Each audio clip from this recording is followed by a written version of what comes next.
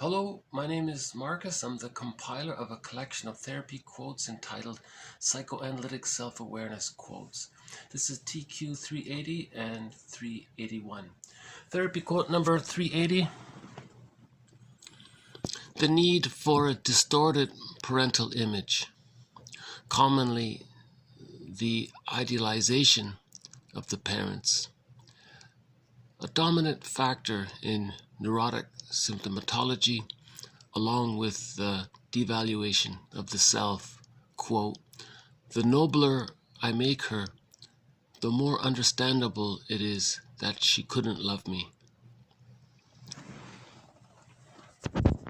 So again, we're talking about the insecure attachment style that leads to a developmental trauma.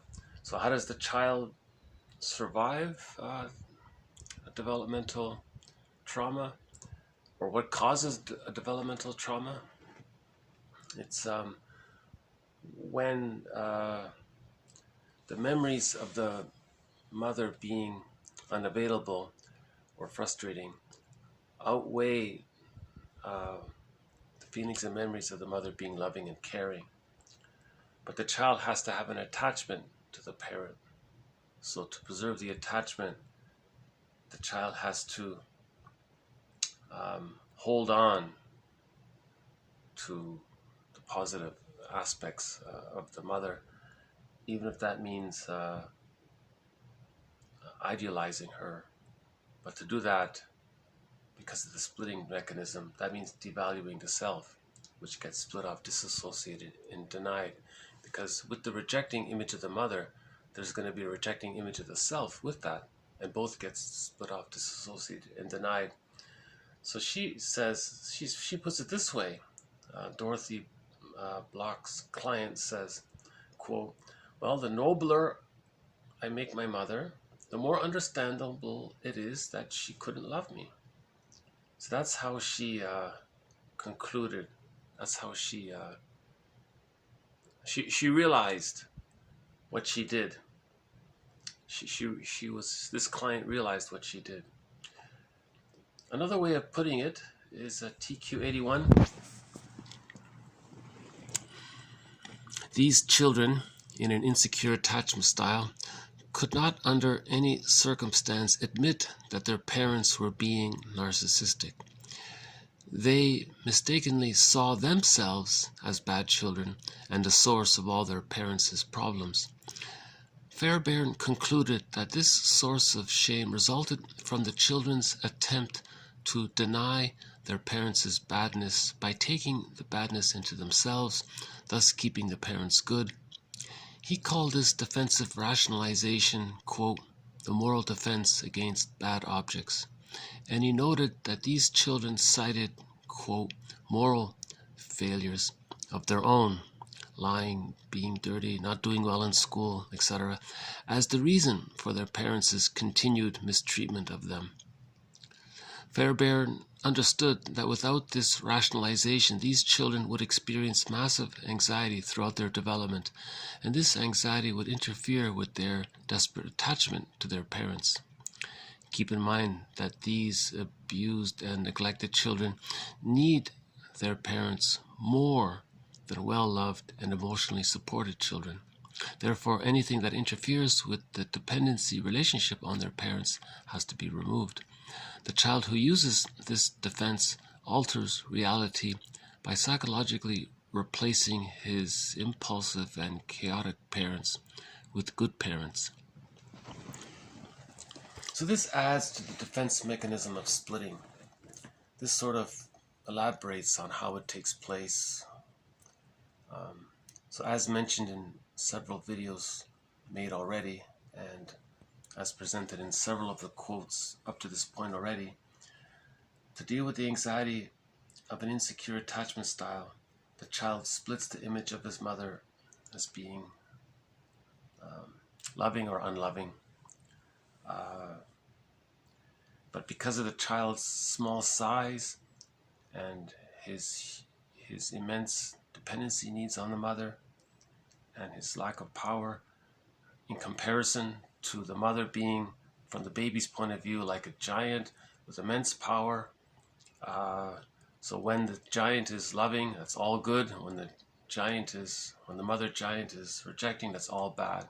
So that's what the child is doing. He's creating these idealized or devalued impressions of the mother, and by consequence himself in relation to the mother.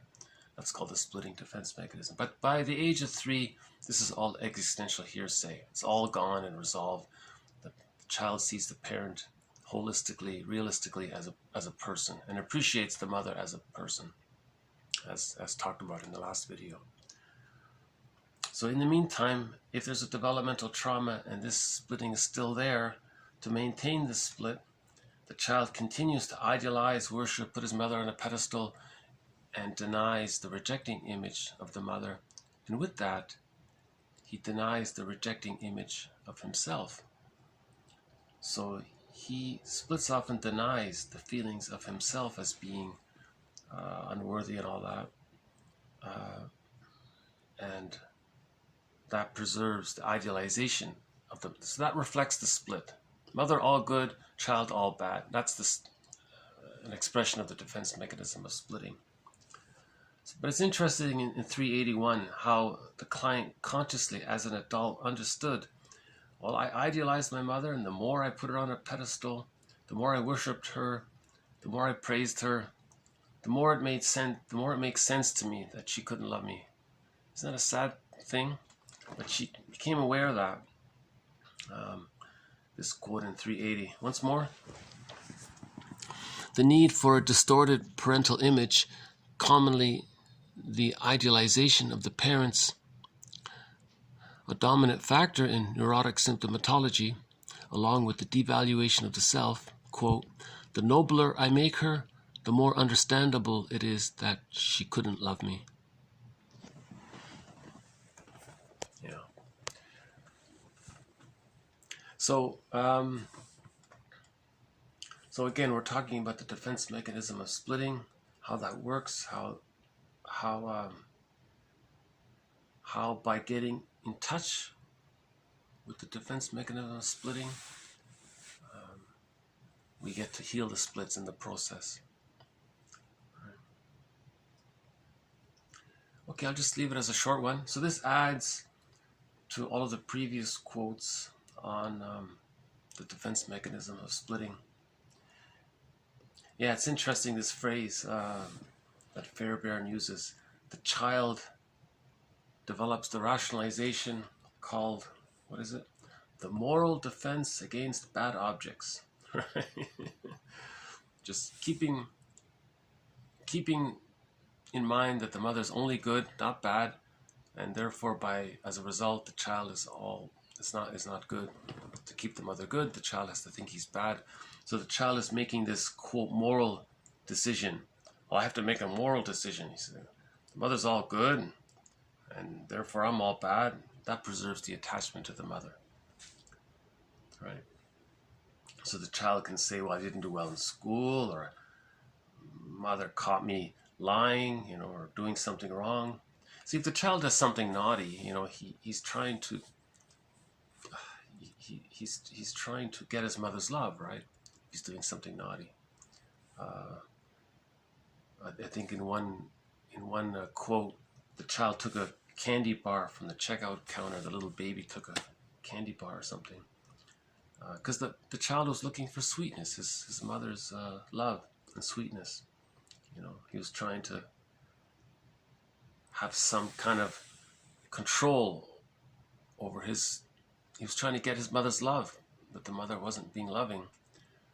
So he preserved his infantile megalomania by, I got mother's love, right? And so he has the candy bar, he has the sweetness in his hand. He's mastered the trauma of mother not loving him. It's symbolic, it doesn't work. It just gives him bad teeth, I guess, whatever. Or yeah, that reminds me, apparently too much sugar can lead to baldness, Did you know that? And bad teeth, right? Yeah. My teeth aren't the greatest, right?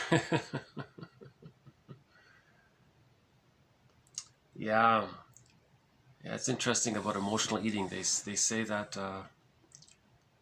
one theory is that sugar, I don't know if this is true, but too much sugar draws moisture away.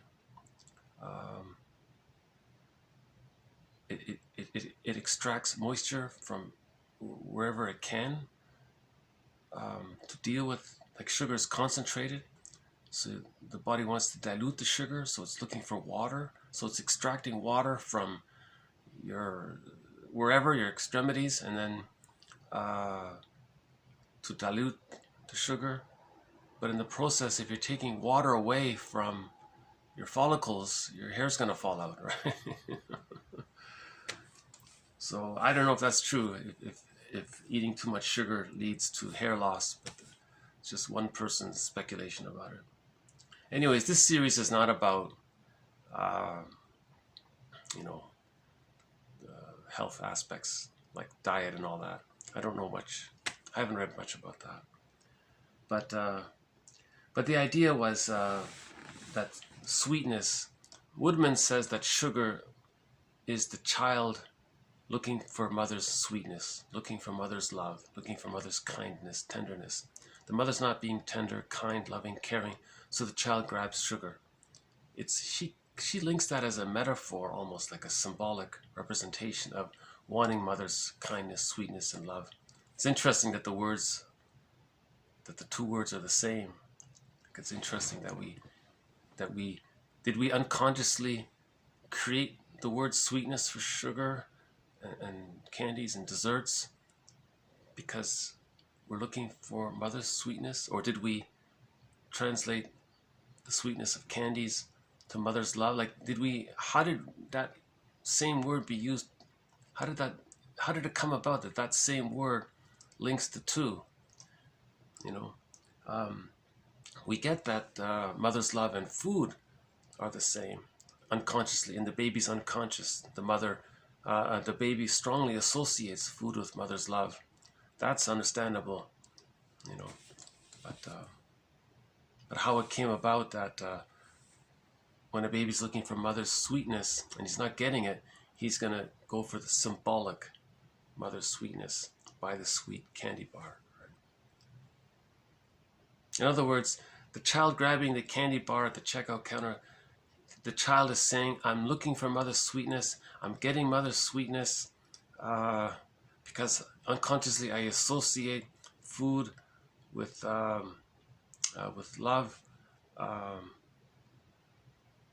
and I guess when there's when we eat too much sugar, we feel a little the mammalian brain feels safer, right? When we eat too much sugar, Brunning says this. Brunning says when we eat a lot of sugar or fat,